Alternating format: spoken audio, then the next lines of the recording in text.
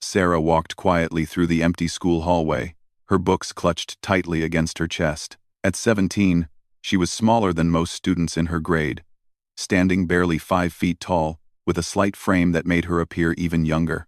Her thick glasses and shy demeanor had always made her an easy target for bullies, but she had learned to keep her head down and avoid trouble. The afternoon sun streamed through the tall windows as Sarah made her way to the library. Most students had already left for the day, leaving the corridors eerily silent except for the soft echo of her footsteps on the polished floor. She preferred this time of day when she could move around without attracting unwanted attention.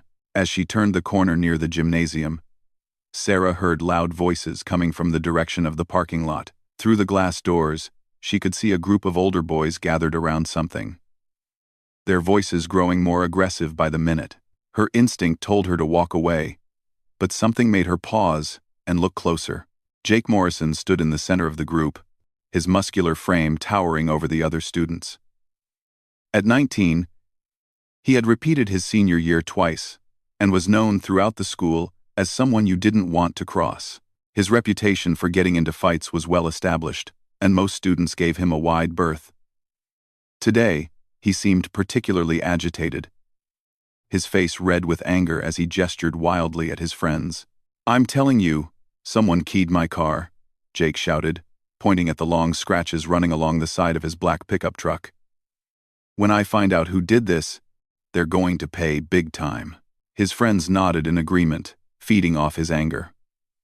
Mike Chen, Jake's closest friend, suggested they check the security cameras. But Jake was too worked up to think logically. He wanted immediate satisfaction, someone to blame for the damage to his prized possession. Sarah watched from behind the glass doors, her heart racing as she witnessed Jake's mounting fury. She had seen him lose his temper before, and it never ended well for whoever became his target. The rational part of her mind told her to leave immediately, but something kept her frozen in place. As if sensing her presence, Jake suddenly looked up and spotted Sarah through the glass. His eyes narrowed as he took in her small frame and nervous expression. In his anger-clouded mind, her guilty look was all the evidence he needed. "Hey!" Jake shouted, pointing directly at Sarah. "You, get out here now!" Sarah's blood ran cold. She shook her head frantically and took a step backward. But Jake was already striding toward the doors with his friends close behind. There was no escape route. The hallway behind her led to a dead end, and the only exit was through the doors Jake was now approaching. The heavy glass doors burst open as Jake and his group entered the building. Sarah found herself backing against the wall, her books falling to the floor as she raised her hands defensively. She had never been in a physical confrontation before, and the sight of Jake's angry face approaching filled her with terror. "Did you scratch my truck?" Jake demanded, towering over her. His voice echoed through the empty hallway, making him seem even more intimidating. "No, I didn't do anything," Sarah stammered, her voice barely above a whisper. "I was just going to the library." Jake's friends formed a semicircle around them, effectively trapping Sarah against the wall. Mike Chen crossed his arms and shook his head, while the others muttered about teaching her a lesson. The mob mentality was taking over, and Sarah could see that reasoning with them was impossible. "Liar," Jake spat. "I saw the way you were looking at my truck. You did this because you're jealous of what I have." Sarah tried to explain that she had only just arrived and seen them through the windows, but Jake wasn't listening. His reputation was built on intimidation and violence, and backing down now would make him look weak in front of his friends. In his mind, he had found his culprit, and she was going to pay for the damage. "Please, I really didn't do anything," Sarah pleaded, tears beginning to form in her eyes. "I was in class all day. You can ask my teachers." But Jake had already made up his mind. He stepped closer, his fists clenched at his sides. Sarah could smell the anger radiating from him, and she knew that words weren't going to save her from what was about to happen. "You think you can mess with my stuff and just walk away?" Jake growled. "Nobody disrespects me and gets away with it." Sarah pressed herself further against the wall, wishing she could disappear entirely. She had always avoided confrontation, always tried to be invisible. But somehow, she had found herself in the worst possible situation. Jake's friends were egging him on, telling him to teach her a lesson she wouldn't forget. The hallway felt smaller with each passing second, as Jake invaded her personal space. Sarah could see the violence in his eyes, the same look she had witnessed when he had beaten up other students in the past. She knew that her protests of innocence were falling on deaf ears, and that Jake was going to hurt her regardless of the truth. In that moment, Sarah realized that her years of avoiding confrontation hadn't prepared her for this situation. She had never learned to stand up for herself, never developed the confidence to face down a bully. All she could do was cower and hope that someone would come to her rescue. But the hallway remained empty, except for Jake and his friends. The teachers had gone home, the janitors were in other parts of the building, and most students had left for the day. Sarah was completely alone with her tormentors, and there was no one coming to help her. Jake raised his hand, his intention clear. Sarah closed her eyes and braced for the impact, her mind racing with thoughts of how unfair it all was. She had done nothing wrong, hurt no one, and yet she was about to become the victim of someone else's misplaced rage. The sound of Jake's hand cutting through the air was the last thing Sarah heard before her world changed forever. What happened next would shock everyone involved and transform a quiet, seemingly defenseless girl into someone no one would ever underestimate again. Jake's hand moved toward Sarah's face with all the force of his anger behind it, but something extraordinary happened in that split second. As his palm approached her cheek, Sarah's body reacted with a speed and precision that seemed impossible for someone of her size and apparent timidity. Without conscious thought, Sarah's right hand shot up and caught Jake's wrist in an iron grip.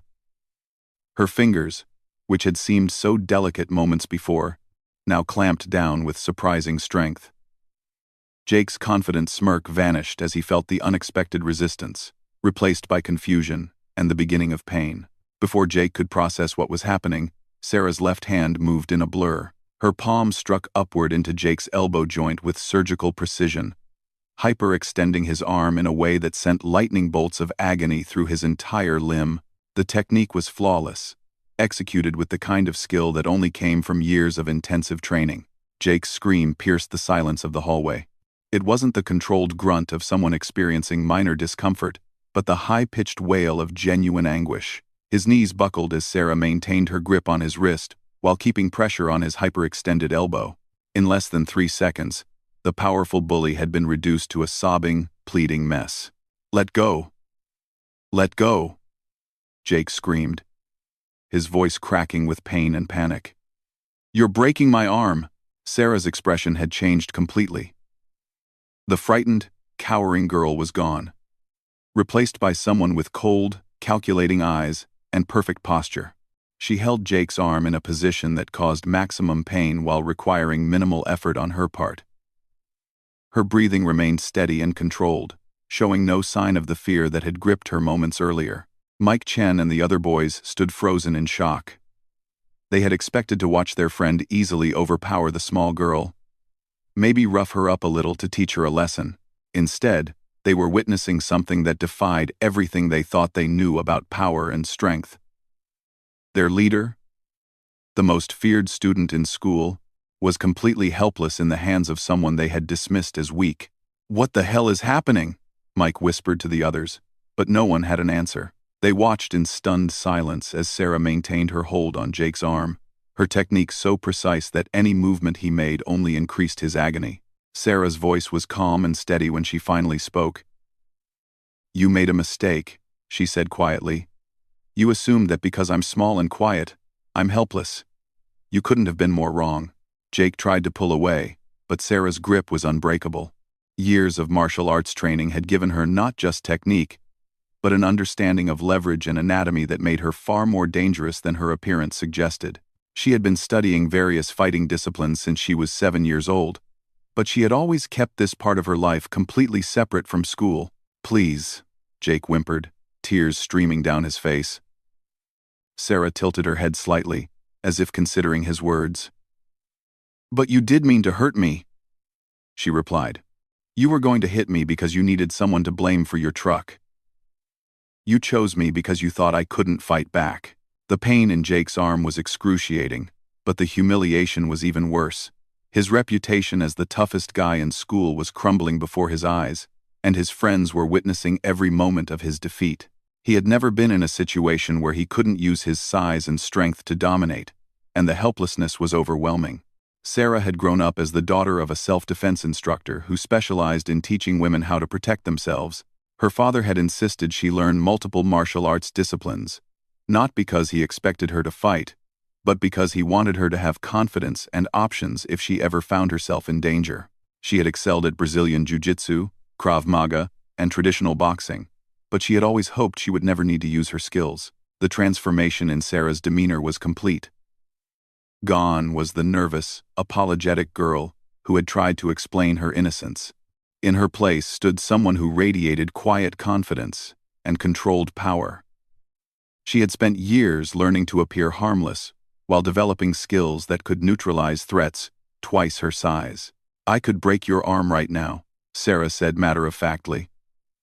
"The human elbow isn't designed to bend the way I'm bending yours. A little more pressure, and you'll need surgery to repair the damage." Jake's friends finally snapped out of their shock and started to move towards Sarah, thinking they could overwhelm her with numbers. But Sarah's eyes flicked toward them with a look that stopped them in their tracks. There was something in her gaze that warned them they would regret any attempt to interfere. "I wouldn't recommend that," Sarah said to them without releasing her hold on Jake. "Your friend here made the mistake of attacking someone he knew nothing about. Don't make the same error." Mike Chen, who had always considered himself tough, felt his courage evaporate under Sarah's steady gaze. There was something about her calm confidence that suggested she could handle all of them as easily as she was handling Jake. The girl who had seemed so vulnerable just minutes ago now appeared to be the most dangerous person in the hallway. Jake's vision was starting to blur from the pain, and he could feel himself on the verge of passing out. "I'll do anything," he gasped. "Just please let me go." Sarah maintained her hold for another few seconds, letting the lessons sink in. Then, with the same fluid precision she had shown when catching his attack, she released his arm and stepped back. Jake immediately collapsed to his knees, clutching his injured limb and sobbing openly. The hallway fell silent except for Jake's ragged breathing and quiet sobs. His friends looked between him and Sarah with expressions of complete bewilderment. Everything they thought they knew about strength and weakness had been turned upside down in the span of 5 seconds. Sarah calmly bent down and picked up her scattered books. Her movements once again those of a quiet student rather than a skilled fighter. But the illusion of helplessness had been permanently shattered. Everyone present now knew that beneath her unassuming exterior lay someone capable of devastating violence when necessary. "I never touched your truck," Sarah said as she straightened up. "But even if I had, that wouldn't give you the right to put your hands on me. Remember that the next time you think about bullying someone." Jake remained on his knees, still too overwhelmed by pain and shock to respond. His arm throbbed with every heartbeat, and he knew he would need medical attention. More than that, he knew his reputation at school would never recover from what had just happened. Sarah looked down at him one more time, then turned and walked away as if nothing had happened. Her footsteps echoed through the hallway just as they had when she first arrived, but now those same quiet steps carried the weight of someone who had revealed their true strength when pushed too far. News of the incident spread through the school like wildfire. By the next morning, everyone had heard some version of what had happened between Jake Morrison and Sarah Chen in the hallway.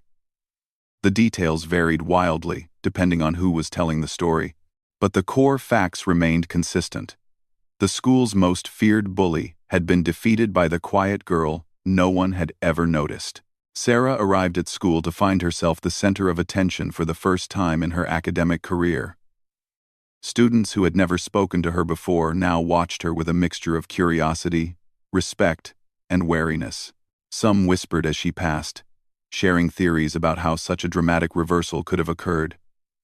Others simply stared, trying to reconcile the girl they saw with the stories they had heard. Jake, meanwhile, was nowhere to be seen. His friends had taken him to the hospital the previous evening, where doctors confirmed that his elbow had been severely hyperextended. While no bones were broken, the ligament damage would require weeks of physical therapy. More painful than his physical injuries, however, was the complete destruction of his social standing. The story had reached the faculty as well. Though the official version filed with the administration focused on Jake's injury, rather than how it had occurred. Sarah had not been disciplined because multiple witnesses confirmed that Jake had initiated the confrontation and that Sarah had acted in self-defense. The school's zero-tolerance policy on bullying actually worked in her favor for once. Principal Martinez called Sarah into his office during second period. She had expected this conversation and had prepared herself for questions about her martial arts background and the incident itself. What she hadn't expected was the principal's genuine concern for her well-being. "Sarah, I want you to know that the school takes student safety very seriously." Principal Martinez began. "What happened yesterday should never have occurred, and I apologize that you were put in a position where you felt the need to defend yourself." Sarah nodded quietly, unsure of how much she should reveal about her training or her family background. She had always been taught that the best defense was to avoid confrontation entirely. But sometimes circumstances made that impossible. "I also want you to know," the principal continued, "that Mr. Morrison has been suspended pending a full investigation of the incident. His pattern of bullying behavior has been well documented, and this latest incident represents an escalation that we cannot ignore." This news surprised Sarah.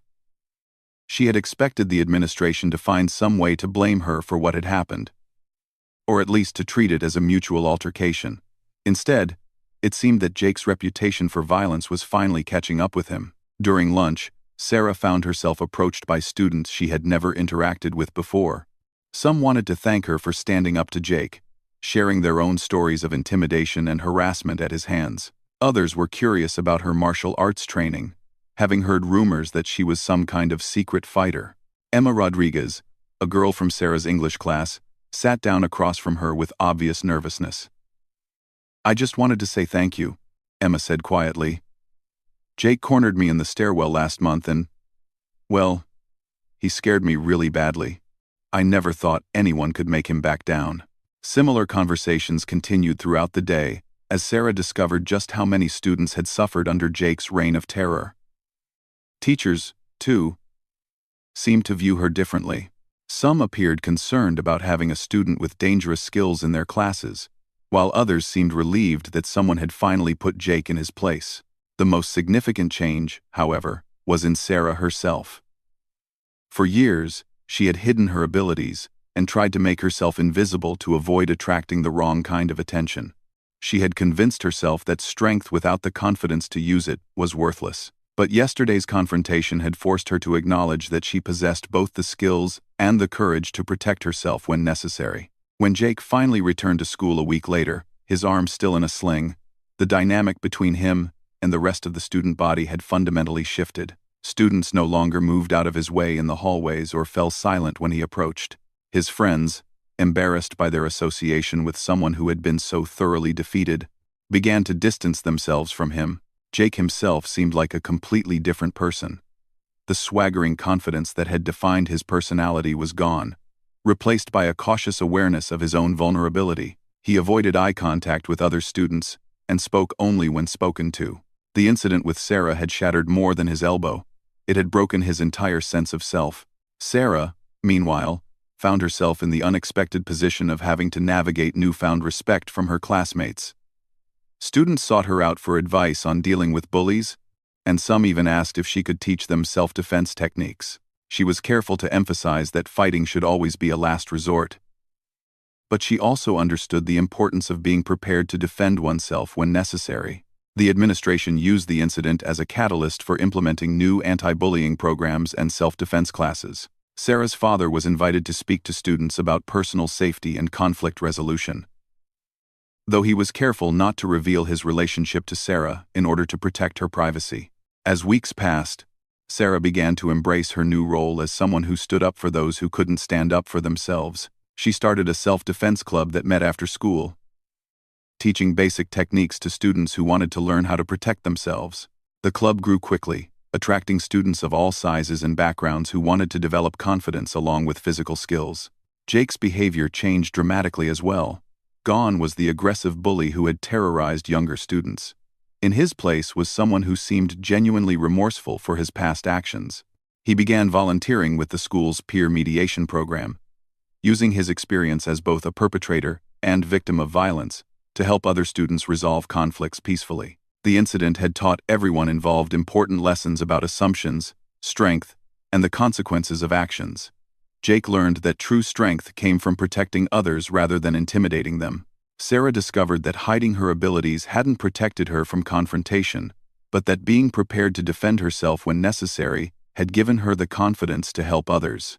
The hallway where the confrontation had occurred became something of a landmark among students. They would point it out to newcomers and tell the story of how the smallest girl in school had defeated the biggest bully in less than 5 seconds. The story grew with each telling, but the core message remained the same. Appearances could be deceiving, and true strength often came in unexpected packages. Years later, when Sarah graduated as valedictorian and went on to study criminal justice with a focus on victim advocacy, many would trace her path back to that afternoon in the hallway. Jake, meanwhile, pursued a career in social work, dedicating his life to helping troubled youth find alternatives to violence. The 5 seconds that changed everything had taught them both that strength without compassion was meaningless, but that compassion without the ability to protect oneself and others was equally insufficient. In the end, both students had learned to use their experiences to make their school, and eventually their community, a safer place for everyone.